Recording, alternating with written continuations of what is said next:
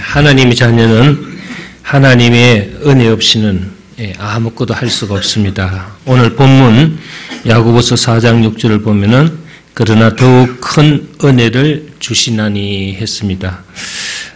이미 우리는 하나님께 다양한 은혜를 받았지만은 하나님께서 더 큰 은혜를 주신다는 것입니다. 사도행전 4장 33절을 보면은 무리가 큰 은혜를 얻었다 이렇게 나와 있습니다. 사람은 변덕스럽죠.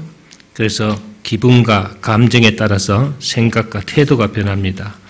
돕고 사랑하는 것도 누구를 위로하는 것도 변덕스럽습니다. 그러나 하나님의 사랑과 은혜는 가면 갈수록 더 깊어지고 풍성해지고 또 변하지 않습니다.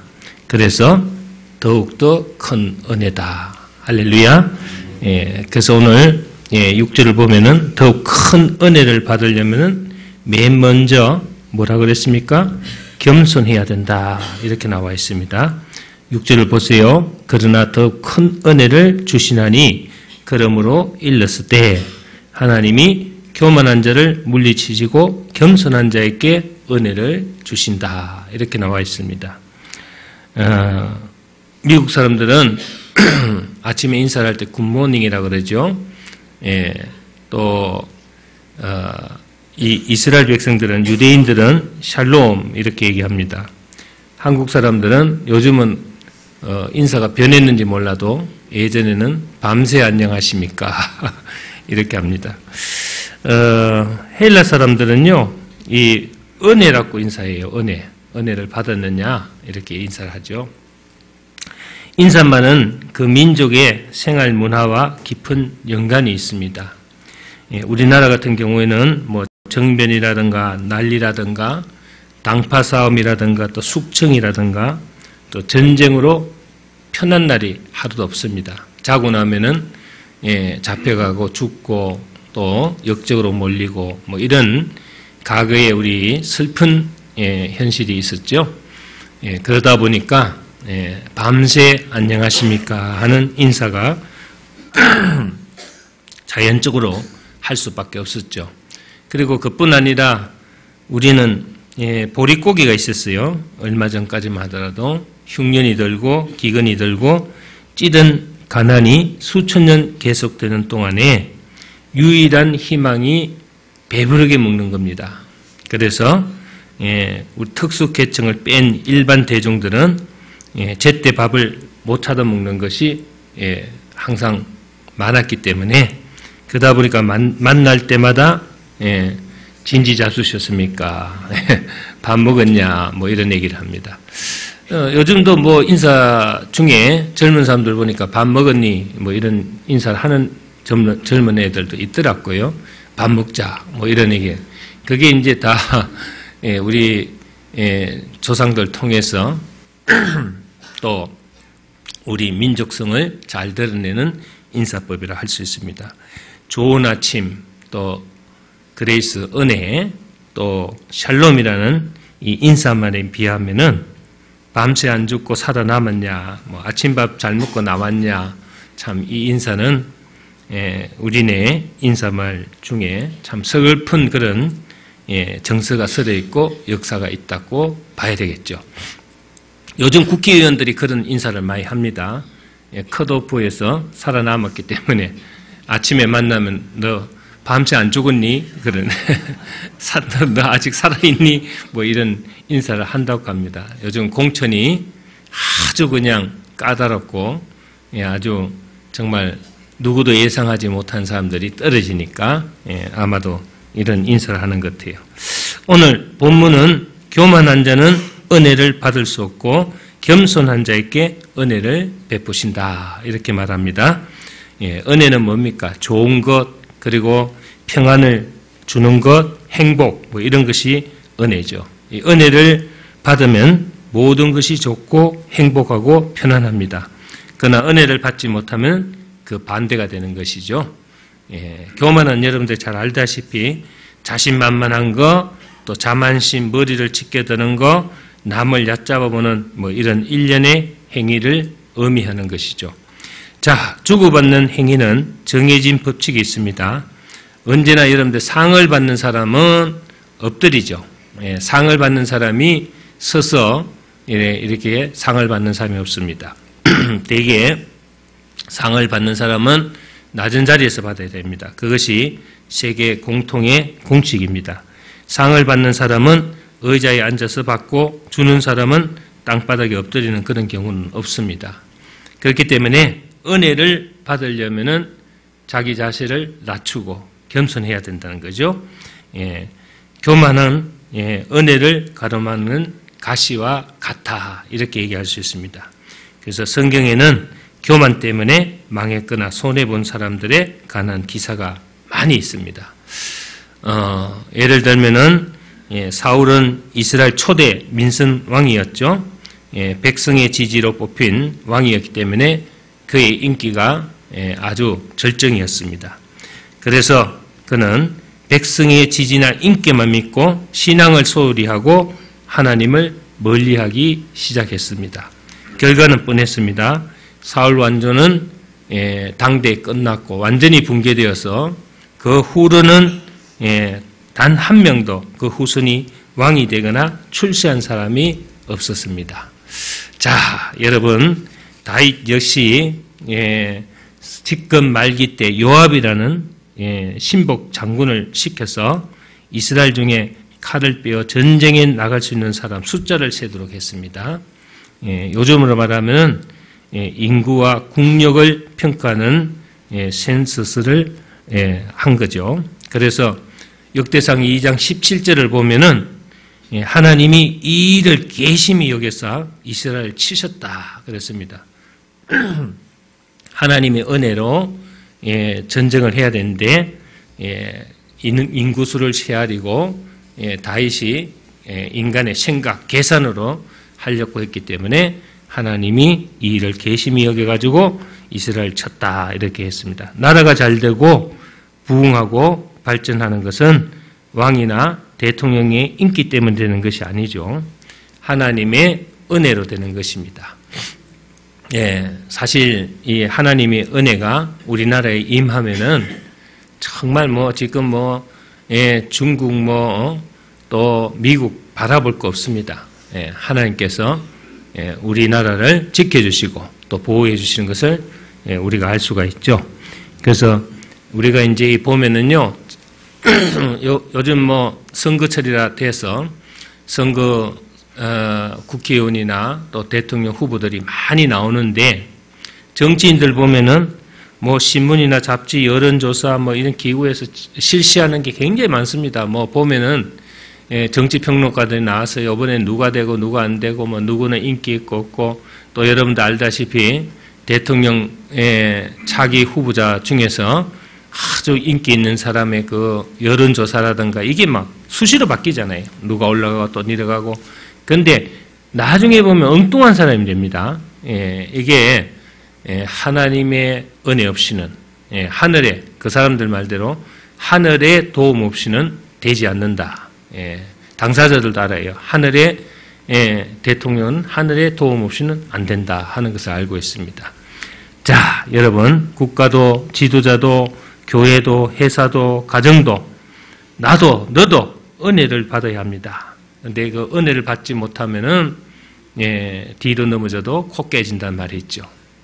해도 안 됩니다. 될 것 같으면서 절대로 안 돼요. 왜 그럴까요? 오늘 그 밑에 보면은 너희는 하나님께 복종할지어다. 마귀를 대적하라 그랬습니다. 여러분들이 아무리 내 계산대로 내 생각대로 될 것 같지만은 마귀의 방해를 받게 돼요. 그래서 곧 될 것 같고 내 계산대로 될 것 같은 모든 일들이 잘 안 될 수가 있다는 겁니다. 자, 사무엘하 6장을 보면은 하나님의 법궤를 다윗성으로 옮길 때 그 감격과 기쁨을 감추지 못해서 다윗이요 춤을 덩실덩실 췄어요. 그죠? 그러니까 이 다윗의 아내 미갈이요 그냥 다윗을 천시 여겼어요. 업신이 여겼습니다. 저 봐라. 왕이란 자가 저렇게 신하들 앞에서 저 흉물스러운 꼴을 보이고 저게 도대체 무슨 꼴이냐 이랬죠. 사실은 다윗은요 성령에 취해서 정말 하나님 법궤가 들어오니까 너무 좋아서 신이 나서 춤을 췄는데 미갈은 그렇게 얘기했습니다. 미갈은 사울의 둘째 딸이죠. 그래서 왕가의 예절과 법도를 익히면서 자랐기 때문에 자기 딴으로는 고상하고 곁져놓고 품위를 지녔다고 목에 힘을 주고 사는 여자였습니다. 그런데 반면에 다윗은 어떻습니까? 아주 순수합니다. 베들레헴 들판에서 양을 치면서 제대로 씻지도 못하고 흙바닥에 굽으면서 짐승들과 함께 들판을 쏘다니던 그 목동 출신이었죠. 그래서 자연히 미갈은 남편 다윗에 대해서 우울감을 가지게 되었고 또 미갈은 다윗을 왕임에도 불구하고 업신여겼습니다. 천시 여기고 미갈은 다윗에게 방탕한 자가 염치 없이 자기 몸을 드러내는 것처럼 오늘날 그 신복의 계집종의 눈앞에서 몸을 드러냈도다 하고 거기 사무엘 6장 20절에 보면 그렇게 나와 있습니다. 자, 이렇게 조롱을 하니까 사무엘 하 6장 23절에 보면 그러므로 사울의 땅 미갈이 죽는 날까지 자식을 못 낳았더라 그랬습니다. 자식이 없더라 그랬습니다. 여기서 두 가지가 있습니다. 하나는 교만해가지고 하나님께서 태의 문을 닫았다는 설이 있고 또 하나는 업신여기는 미갈이 이제 다윗의 입장에서 아주 화가 나서 정말 다윗이 그날 이후로부터 미갈과 잠자리를 가지지 않았다. 그래서 죽을 때까지 자식을 못 낳았다 그랬습니다. 자, 여러분 이렇게 교만한 것은 자기를 망치는 길이란 것을 우리가 알 수가 있죠. 또 교만은요 하나님을 만나기가 어렵습니다. 제가 예전에 미국에 있는 어느 교회에서 부활절이 있었어요. 그래서 막 잔치가 벌어져가 막 난리가 났습니다. 그런데 저는 외국인이고 또 아는 사람도 없고 다 미국 사람들이고 뭐 이래가지고 그 미국인 교회였어요. 빅토리아 교회라고. 그래서 그 교회에서 구석에 앉아 있는데 구석에 앉아서 기도하고 있는데 그 담임 목사님 되는 맥케인 목사님이라고 계십니다. 그분이 오셔서 저한테 한 말이 뭐냐, 기도를 하려면은 저 단상 앞으로 가서 엎드려서 기도를 하라 그러더라고요. 그 제일 뒤에 앉아가지고 그냥 고개 떡 들고 멍하게 앉아 있으니까 그 사람 보기에 제가 기도하는 것이 보이지가 않았는가 봐요. 그래서 단상 앞에 가서 앞에서 엎드려서 기도하라 하는 얘기를 듣고 또 그 교회 담임 목사가 얘기했는데 안 하면은 좀 그거 할까 싶어서 앞에 나와서 기도를 했습니다. 그런데 이제 그 교회에 십자가 걸려 있는데요. 우리하고 달리 그 십자가에는 예수님이 달려 있었어요.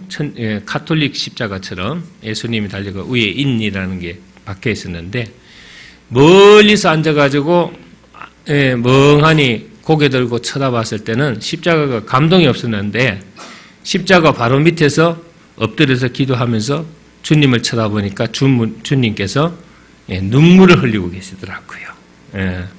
물론 뭐 그 십자가에 달리신 주님이 눈물 흘리는 건 아닌데 내 마음에 보니까 눈물을 흘리시고 아주 멀리서 보는 것보다도 가까이 나와서 엎드려서 기도를 하는데 너무너무 그냥 불이 임하고 감동이 왔어요.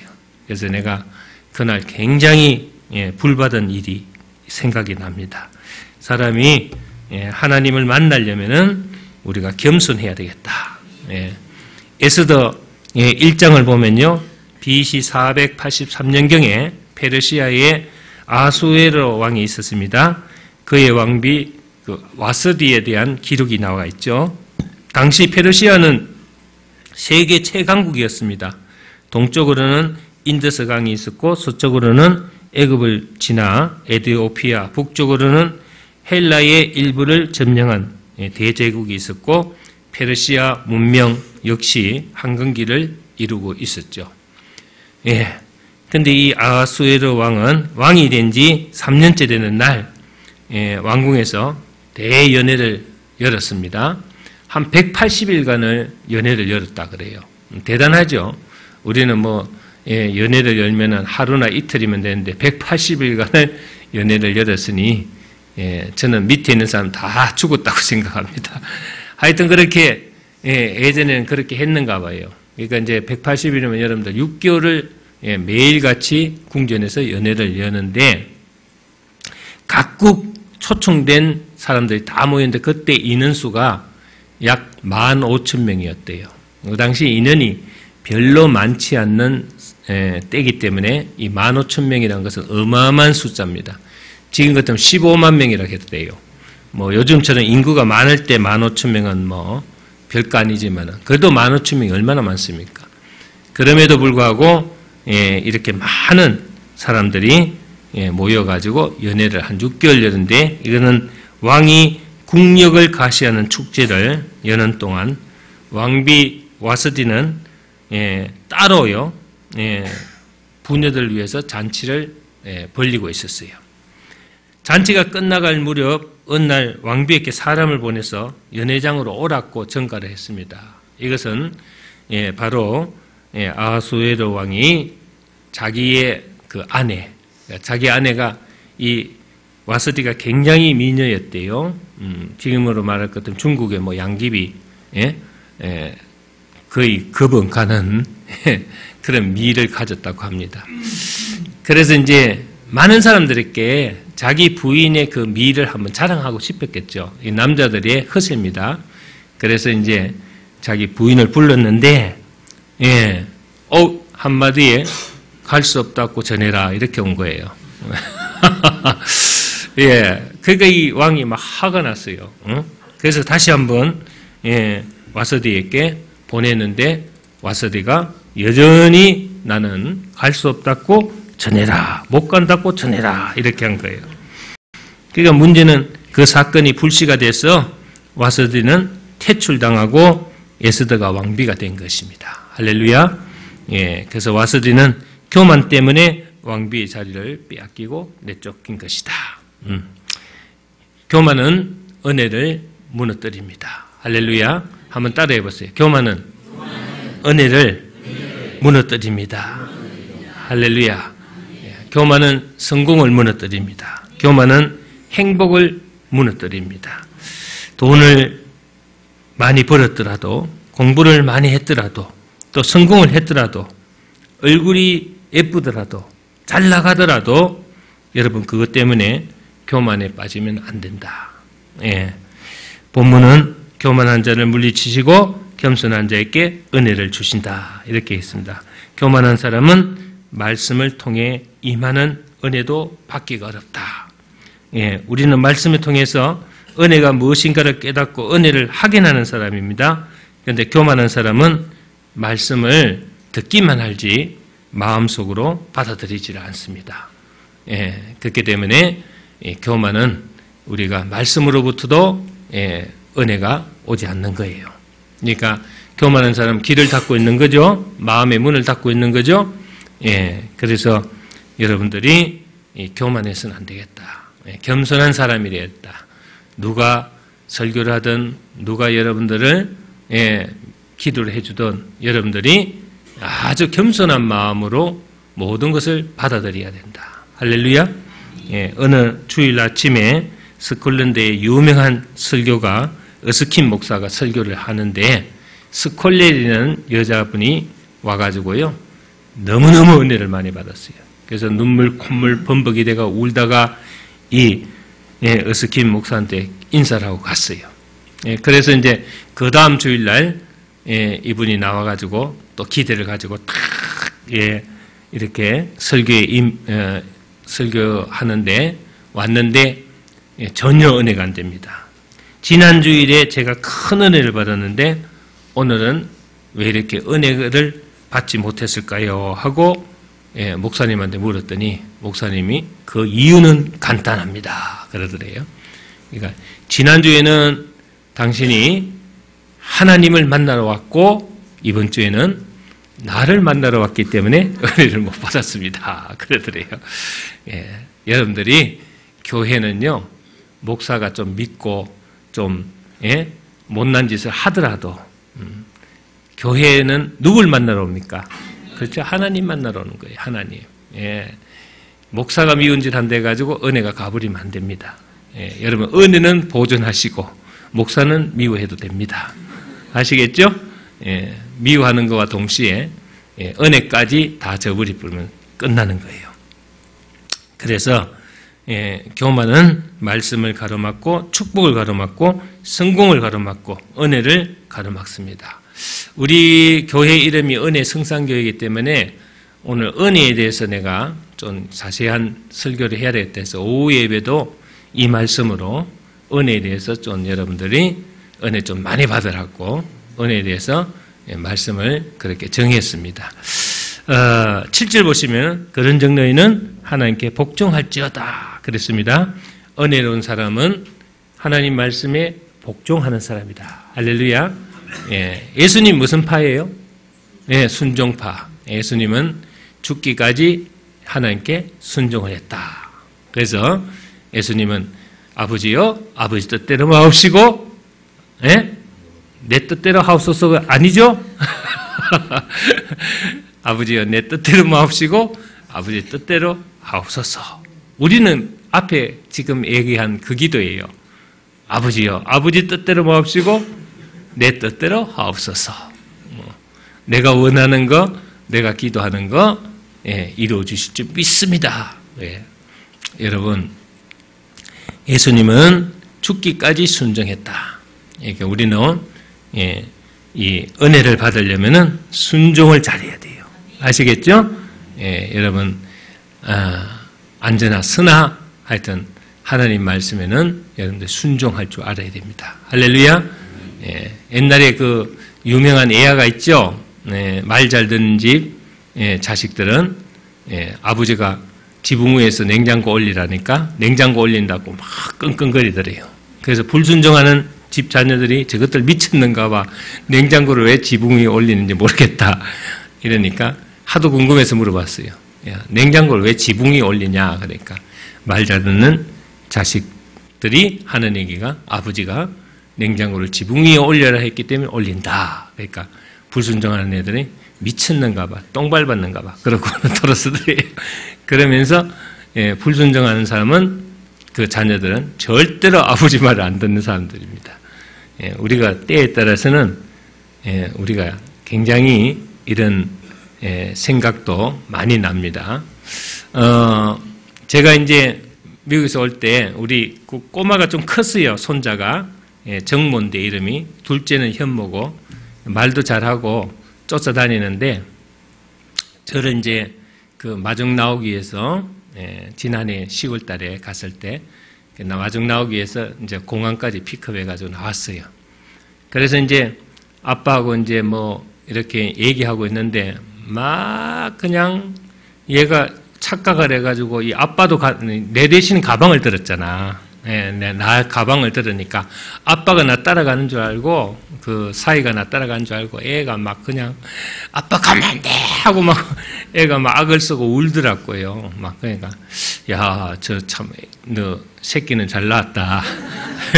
아빠를 너무 찾는구나. 근데 아빠 안 가 그러면서 저 엄마가 입에다 사탕을 하나 탁 집어넣어 주니까요. 그냥 언제 그랬냐는 식으로 저 아빠는 쳐다도 안 보고 그냥 흥얼흥얼거리고 돌아다니더라고요. 사탕 깨물고요. 그래서 아빠와 사탄, 내가 수학 공식을 하나 배웠어요. 애들한테는 그냥 당근만 미기면은 끝난다. 그래서 이런 유혹 앞에 우리가 넘어가서는 안 되고 정말 하나님 말씀에 순종하는 정말 고귀한 자녀가 되시기를 주의 이름으로 축원합니다. 그 다음에 8절 보세요. 하나님을 가까이 하라. 그리하면 너희를 가까이 하시리라. 죄인들아 손을 깨끗이 하라. 두 마음을 품은 자들아 마음을 성결하게 하라. 그렇습니다. 하나님 은혜를 더 크게 받는 비결이 뭐냐? 성결한 마음을 가져야 된다. 여기서 두 마음을 품은 자들아 그랬죠. 두 마음을 품으면 어떻게 된다 했어요? 바람에 밀려 요동치는 파도에와 같다 하겠습니다. 바다의 물결과 같다 하겠습니다. 그래서 마음이 정한 자가 되어야 되겠다. 여러분들이 항상 성결한 마음으로 주님을 대해야 되겠다. 할렐루야. 그래서 오늘 여러분들한테 말씀드린 것은 요 세 가지입니다. 교만하면은 큰 은혜를 받을 수 없다. 순종하는 자가 큰 은혜를 받고 성결한 자가 큰 은혜를 받을 수가 있다. 할렐루야. 여러분 잘 아는 그 요한